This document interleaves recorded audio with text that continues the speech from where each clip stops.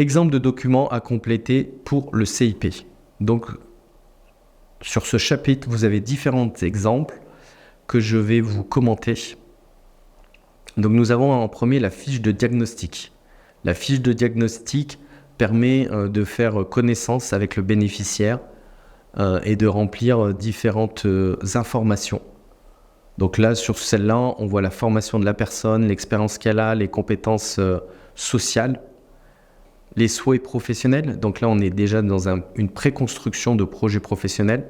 La mobilité, qui est un point très important et qui est souvent un frein sur certaines formations, sur certains métiers que les personnes veulent faire. C'est-à-dire qu'une personne qui veut travailler comme agent de libre et service dans un magasin, donc mettre en rayon, souvent les horaires c'est 4h du matin ou c'est tard le soir et malheureusement des fois il n'y a plus de bus sur ces heures et du coup malheureusement même si c'est des travails qui sont accessibles à beaucoup de personnes, la mobilité fait qu'ils ne peuvent pas forcément faire ce travail.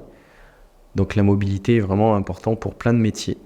Donc c'est un des freins qu'il faut souvent résoudre en premier avec la fracture numérique qui est le deuxième, qui est le premier frein. Le deuxième frein, le plus répandu, c'est la mobilité.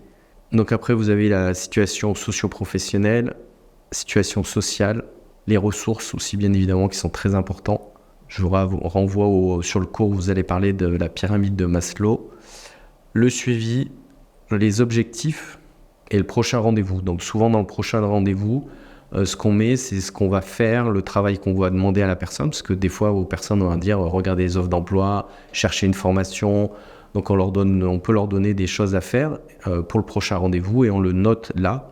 Et c'est important de le noter, parce que des fois, on peut s'arriver que les personnes nous disent « Ah mais non, vous ne m'avez jamais dit ça, vous n'avez jamais dit ça. » Si, vous voyez, je l'ai écrit, donc je vous ai bien dit ça. Donc c'est très important de pouvoir mettre ces informations-là. Donc après, on a une fiche d'information pour établir une convention d'immersion en entreprise, ce qu'on appelle une PSMMP au niveau de Pôle emploi. Donc il y a plusieurs types de documents. Chaque structure a son propre document qui est important. Ça va permettre de couvrir le bénéficiaire pendant qu'il est en stage. Qui, vous verrez, normalement, il doit être fait en 3 parties.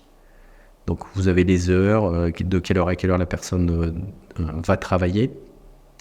Vous rapportez au niveau de la législation du travail. Là, on a un autre document qui est un suivi de parcours PLI. Donc là, c'est le document qui nous permet d'informer nos collègues de ce qu'on a fait, d'informer nous-mêmes pour nous souvenir de ce qu'on avait fait, parce que des fois, c'est bien de relire ces dossiers avant de recevoir la personne. Parce que des fois, on reçoit beaucoup de gens et du coup, faut pas s'en mêler les pinceaux, c'est très important. Donc après, vous avez un document qui s'appelle le suivi d'un parcours long. Donc là, c'est pour avoir voir les étapes qui ont été effectuées. Donc ça, souvent, on peut s'en servir de ce document pour faire la synthèse du parcours, la synthèse du suivi. Donc pareil, on a un autre qui s'appelle synthèse d'un parcours d'évolution. Donc c'est pour noter les évolutions. Donc ces documents, pareil, on peut s'en servir avec les bénéficiaires pour leur montrer en disant, tu vois, au début, tu en étais là on est à mi-parcours ou à mi-suivi de l'action et du coup, tu peux noter que tu as évolué là-dessus. Parce que parfois, les personnes ne se voient pas pédaler, ne se voient pas fonctionner. Par exemple, des gens qui vont avoir un faible niveau en français, des fois, ils vont travailler sur notre structure à côté, sur une autre action du FLE, français langue étrangère, et ne se rendent pas compte qu'ils ont progressé. Et effectivement, tu leur dis, mais non, là, tu vois, au début...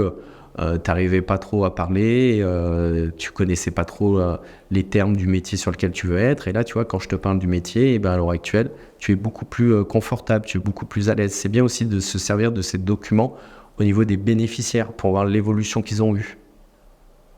Donc là, il y a après un autre document, évolution du parcours personnel et social. Bien évidemment, le social est très important.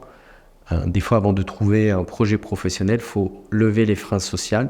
Ou en même temps que la personne est sur son projet professionnel, on enlève ses freins sociaux peu à peu. Après, il y a une fiche de liaison avec la région. Donc là, c'est pour expliquer le travail qui a été effectué en partie. Après, en bas, le bilan d'accompagnement et demande de financement. Donc la demande de financement peut se faire pendant le parcours de la personne. Ça ne se fait pas forcément à la fin, c'est même plutôt bien de le faire pendant le suivi de la personne.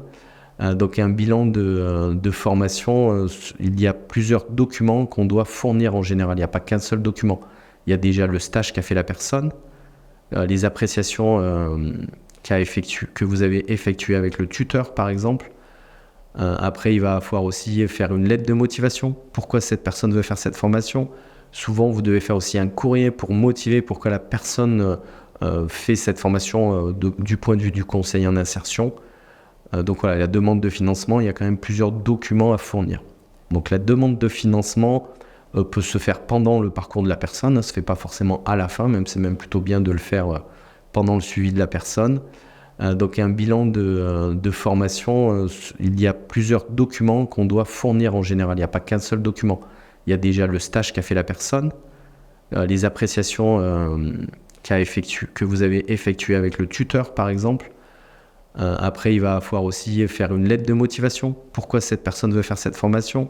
Souvent, vous devez faire aussi un courrier pour motiver pourquoi la personne fait cette formation du point de vue du conseil en insertion. Donc voilà, la demande de financement, il y a quand même plusieurs documents à fournir. Et le bilan d'accompagnement, donc c'est à la fin de l'accompagnement, que ça soit sur une formation d'insertion ou sur un suivi d'insertion, où à la fin on explique à la personne,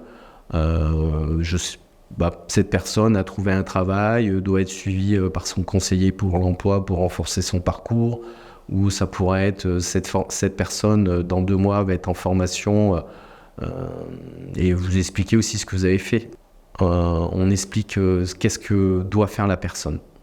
Je vous donne rendez-vous au prochain chapitre. Merci.